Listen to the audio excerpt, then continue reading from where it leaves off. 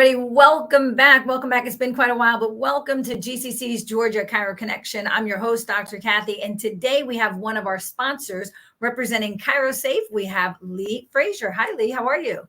I'm good, Kathy. How are you? Fantastic. Thank you so much for coming on. Oh, it's a pleasure to be here. I like these sessions. I like to be able to educate folks. Well, that's what we need because as a chiropractor, my priority is not technology. It's not. I need it. We all need it, but that's not our focus. That's not our forte. That's not our strong space. But we really need it, and we need to make sure that we're safe because, listen, I'm one of those people that got hacked, got a ransomware, a crypto virus, dealt with it. It was an ordeal. It was very expensive. It was very, very time consuming. And I recently saw something in the news that there was a big hack that just happened. So this is not going away. This is something that's going to start happening more and more. So can you tell us a little bit about that? Yes. In the news recently was a healthcare organization, an online organization that got completely hacked and shut down.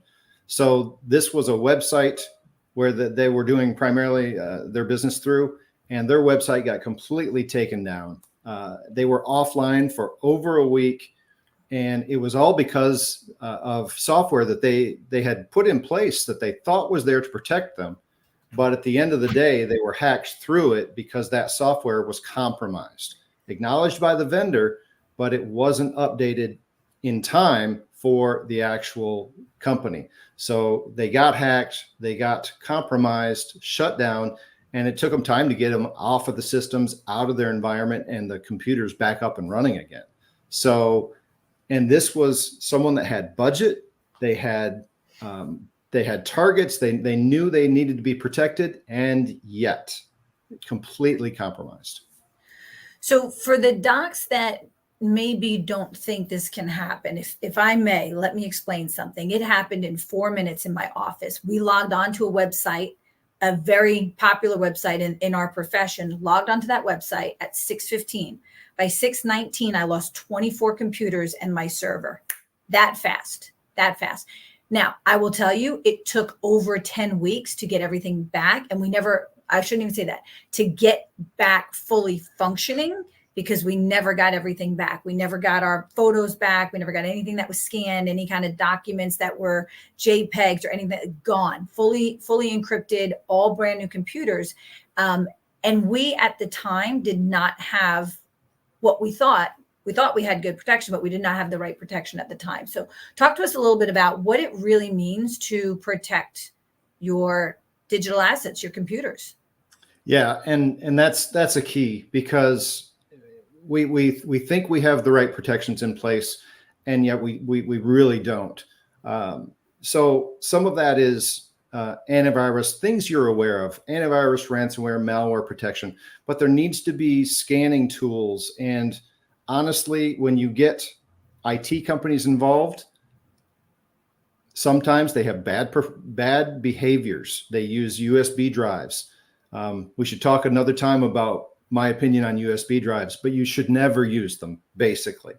And you need the right tools in place to save you from those compromises, because let's face it, you have associates, you have CAs that aren't educated on cybersecurity. So they see an email, it looks valid, they click on it, and suddenly you're hacked. Or you go to a website that is completely valid and you're hacked, not because of what you did, because where you went, just the normal course of action. So lots of software, unfortunately, is required to, not lots, the right software is needed to protect you.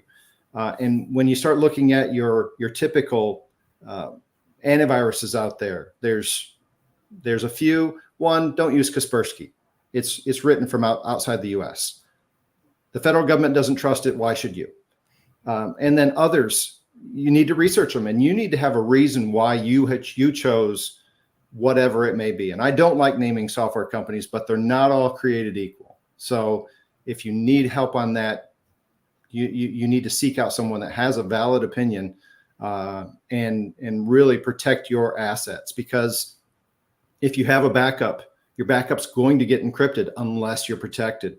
If you think you have the right protections, but it gets through, suddenly Kathy, like what you found out. It compromised all your computers, and there was nothing real time that you could do about it. Nothing. Everything went black. And I will tell you this. If you're anything like I was back in 2016 when this happened, Docs, I'm talking to you. If you have one person who hooked up your computers and another one who did your backup and another one who did your security and another one who you think might have done something, but you're not really sure, but you think that you're paying, that's where I was. We knew that we were paying for a protection. We knew that we were paying for something else. We had another office that was radioing in through TeamViewer or one of those programs. And that's how we got hacked. Was an intern from the other office came over because they couldn't do something. They opened a firewall because, an IT patient at the other office told them what to do. They clicked a bunch of clicks and left. And that afternoon, the firewall was open. It was a breach, and it just went in from one computer to the server, out to all 24. What I'm saying is, if you don't understand a word that I just said, I don't either. And that's why we don't do this for a living. Lee does. I don't change the oil in my truck. Never have, never will. Right? It's just not something I do. I put the gas in it. I could do that, but I don't change the oil in my truck. It's not my specialty. And the time that I would waste trying to learn that or figure that out, it's just not worth it. So Lee, tell us a little bit about, can you tell us a little bit about backups? Because I think so many of us are under the impression that if we're on Chiro Touch or Platinum or another software, that it just magically backs up somewhere and it's all perfectly sitting there. And when we need it, it's there. But that's not necessarily the case. Correct. So the backups for your EHR, those are great backups. They can be expensive, but they don't have any concept really of encryption protection. So if your backup gets encrypted locally, it's doing nothing but a sync up to the cloud. And congratulations, you just have you now have a backup that's encrypted in both locations that you don't have the key to. So your backups really need to have encryption protection. It needs to be looking at it and saying, is it encrypted? Should it be encrypted? Oh, this is invalid. Let me stop it and then take corrective action. Without that, if you get encrypted, it's just synchronizing it to the cloud and good luck. If someone has a tape backup or something older offline, maybe we can get it back. But it depends on how long they've known. And by the way, healthcare breaches are the longest in the industry before they get noticed. Kathy, you were a little bit of an anomaly from your timeline, but typically they take almost a year to be found. So I will tell you, Lee, what happened in our case, and we met with two different IT security specialists based on our two different insurance companies, one from my regular policy, one from my malpractice company. And both of them said that the people who hacked my office did not know that they hit me. They just sent something out. This was back in 2016. They're smarter now, so don't take this for granted. They send something out. It just happened to hit. They don't know that it hit me. They just send it out. And until I contact them through the whole screen that says, we have your data, contact us, that's when they know that they hit you. At the time, a big hospital in California had just gotten hit. And they paid in Bitcoin. Now, I do wish that at the time, 2016, I would have bought some Bitcoin because I think it was like, what, $1,000, right? I wish I would have bought like $10,000 in Bitcoin and forgot about it and just left it and had the password, unlike this guy that never did. But we were advised not to pay the ransom because we probably wouldn't get our data back anyway. And if we did, they already knew how to get back in. So they would just hit us again. We were advised to just disconnect everything, start with new computers. Yeah. And that's really the difficult part, because if the ransom is reasonable enough, you might actually consider buying it. The FBI doesn't suggest it. If you get the key back, I mean, what they're already indicated that they're not ethical. They're going to give you the key. And then if they give you the key, how much does that work across your systems? It's just, your data's lost at that point, and it's unfortunate. So let's talk about backups real quick, because I will say this. I was that person that I had all the companies, right? I was paying for this. I was paying for that. I was paying for that. And I was paying for a backup company every month. It was coming out. It was backing up automatically. And when we went and, said, we need all of our backups, they said, great, Your most recent backup was 2 years ago. Wait a minute. It was $2 a month, then it was $9 a month, then it was $60. Now it's $90 a month. Why am I paying $90 a month? Where's my backups? Oh, your backups got so big. We were just charging you to store. They weren't removing and replacing and rolling, right? So here I had a 2-year-old backup that was essentially useless anyway. So talk a little bit about, but in a perfect world, piecemealing it doesn't work. Right. I completely agree. Piecemealing it doesn't work. If you're going to get a backup, you need either a company that will verify this for you, or let them email you daily saying, hey, your backup was good. By the way, we've checked it for ransomware. We've checked it to make sure it runs. We've checked it for everything to make sure it's current. It's good to go. And by the way, we can fire it up in the cloud if you want to, just so you can see it or download your information. If you don't have it completely, with backups especially, you have nothing. And that's a hard one to understand. But if they get encrypted into your computers, they're going to get your backups. I've never seen an instance where they didn't. That makes sense. Okay. So I know that there's a lot of questions that docs that are watching right now have. But before we let them reach out to you, why don't you talk to us about some of the most common questions that maybe we don't even think about, or that are coming to you all the time? Yeah. So one of the questions we get is around passwords and multi-factor. How can I make sure I'm secure?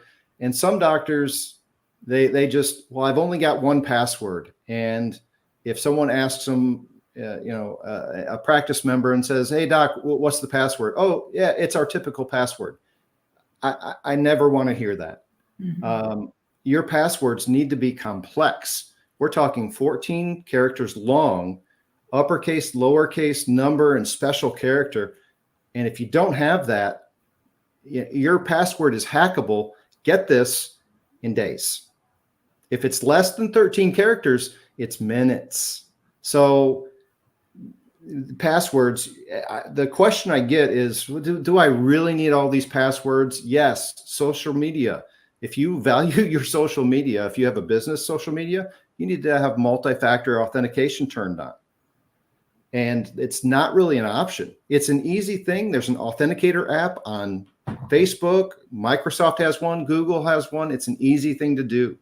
I had a doctor come to me and they said, hey, my payroll account on my bank account was wiped out. I said, well, did you have multi-factor authentication turned on? No. Well, the real answer was, what's that? And when we turned it on, never had a problem again. But lost probably $15,000, $20,000 to learn that lesson. So multi-factor, difficult passwords. And oh, by the way, if you just say, hey, I can't remember this, there are password manager programs that are completely compliant, completely safe that you can load. We use RoboForm. I've used it for over a decade. That's almost embarrassing. But you keep your passwords in there. You have one difficult password that your fingers and you remember, and you get biometrics for your phone. You've got a phone, use biometrics to access it so that you can not type your password. There are lots of things that you can do to keep yourself safe that are what you have, or a password, something Those things can keep you safe in your environment. So that's probably our number one question of, well, great, I've got this difficult password now that I never remember and I have to write it down. Please don't write it down. Please don't write it down. But that's still safer than having an easy password or one password to rule them all, because they are all being hacked, period. Right. Across the board, your password has been exposed on, name your platform, Google, Amazon, Walmart, Canva, all these different platforms. And by the way, if Equifax has it, they already lost your password too. So change your passwords. Let's do difficult passwords. And then let's use a password manager. That's probably our number one question or thing that we try to encourage doctors to do. Okay. The number two question is really, it's related, but it's a little bit different. Hey, I run a Mac, so I'm good, right? I don't need anything on there, so I'm really good if I run a Mac. The answer is no. Your hackers out there have come out and they understand Mac OS, they understand Windows. They just run a different program. They see your Mac on the network, on the internet. They can hack it just as easy as anything else. So if you think you're protected and you're not running antivirus, ransomware, malware protection, you're not protected in any way. And as I mentioned before, some are better than others. Some are based on signatures, which means that when an antivirus gets out there in the world, they make a signature. What's it look like? What's it act like? What's the name of the program? And then they release signatures. Others are denied by default. If they are not approved out of the box, they automatically deny. So it's a little bit more difficult. It's a little bit more of your time invested in approving things that they may not know about, but it is so much safer. So if you run a Mac, congratulations. So do I. I like my Mac, but at the same time, I run software on it to protect us as well. Okay. All right, we got time for one more of your most common questions. What do you think that would be? Oh, one more common question. So this one really comes down to it's again a combination. It's really, back in the day, I didn't have to run any antivirus. I didn't have to run any software. I didn't have to be concerned about it was more about what I did. So why is that not the case today? That's not the case because everyone, and Kathy, as you mentioned, they noticed the port opened in the firewall within minutes. Everyone is being actively scanned. It's across the internet. Your publicly facing router, it has an IP address. You don't need to understand everything that I'm talking about here, but they scan that thing. They look for all the open ports. The port numbers are predefined. And if they find one that they know about, you're hacked, that's open, you're hacked without fail, because at that point, I'm on your network. You can't stop me. So everything is so much more out there. We have high speed internet that everyone's running. And oh, by the way, the federal government recently, the FBI, I believe it was, they came out with $1 million reward leading to information about this hacking company, this encryption company that ransomwares you. It's going to go nowhere because the encryption companies, the ransomware companies are making billions with a B. That's estimated by the FBI.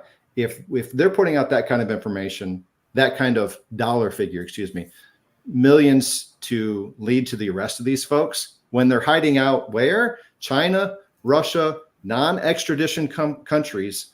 So it's not going to make a difference. So you cannot be protected simply by just being a good citizen and doing good things, not going to different sites. You are actively being scanned across the internet. If you use open Wi-Fi, oh my, don't look, here it comes. So you need good cybersecurity policies, procedures, or just advice to know what best to do. And that's really probably our third question is, what should I do? What shouldn't I? And that's just a laundry list of things to make you compliant. And then not just compliant, but safe. Right. That's so true. And don't try to do it yourself. Don't piecemeal it. Don't think that you could pull a little bit from this guy and a little bit from that guy. Reach out to someone who does this as a business, knows what they're doing. Lee has been doing this for a very long time. Reach out to someone who knows exactly what it is that you need, what works together, and what's going to keep you safe and compliant. Because I will be the testament to say, the nightmare, the headache, the aggravation, the time, the energy, the effort, the money, the staff, the everything, the loss in patience because of it, it's not worth it. Not worth it. We're talking multiple six figures. It is not worth the damage that we went through. Don't go through that yourself. Yeah, I completely agree. It's so much easier to walk in the door not hacked. When you're hacked already, that's a much different prospect. It's way too late. Yes. Yep. All right, Lee, how do they get in touch with you? Well, you can go to chirosafe.com. My contact information is there. I'm happy to help. You know, our tagline is we take care of your IT so that you can take care of your people. You do miracles every day, things that with your hands that I don't do. I type, and I love my job, and I want you to love your job. So let us help you. Fantastic. And as one of our sponsors, Lee's information for ChiroSafe is also on the GCC website. So feel free to check that out at georgiachiropractic.org. Lee, hang tight with us just for a minute because I got to make a couple of announcements coming up. We have a little bit of a lull in activity, but don't forget, we've got Cinco de Chiro. We do it every year. It's a fun, fantastic fiesta with philosophy, with friends, with fellowship. So that's coming up Saturday, May 4th. We'll have all the information on our website soon. And then beginning in June, we start our summer CE. So June's going to be in Atlanta. We've got all the dates coming up for all of that soon, but mark your calendars now because our next Chiro Cup, that's our big golf tournament. Our next Chiro Cup is coming up. It's on a Friday because you guys have asked, because a lot of you, like me, are in the office on Thursdays. So we moved it to a Friday. It's going to be Friday, the 13th, Friday, September 13th. You can't forget about that. It's right before Chiropractic's birthday. So put it on your calendar now. Plan on attending. Plan on helping us promote this to your patients. Plan on helping us promote it to your people in your community that play golf. Or come out, volunteer, and have a great day with us. It is a huge fundraiser that we use for chiropractic to help raise money, to bring awareness to the vertebral subluxation, also to help with research in our profession. So this is a big one. We're going to need every one of you to step it up and help with us, get the information out, get lots of players there. We're going to have a sold out field Friday, September 13th. So listen, I want to thank everybody. Lee, hold on with me 1 second. I want to thank everybody for kind of giving us a little bit of a pause. We took January and February off. As many of you know, I lost my dad at the end of December, and the amount of phone calls and messages and texts and flowers and cards and everything that I received. I know I haven't responded to everyone. I'm still catching my breath, but I want to thank you so much for all that love that you poured out on me, for the GCC for holding it down so Kathy could breathe. And we're back. We're back with our GCC Chiro Connection. So Lee, thanks for being our first one back. No problem. Thank you. You're welcome. And everybody else, we'll see you next Wednesday right here for GCC's Georgia Chiro Connection. Bye-bye. Bye.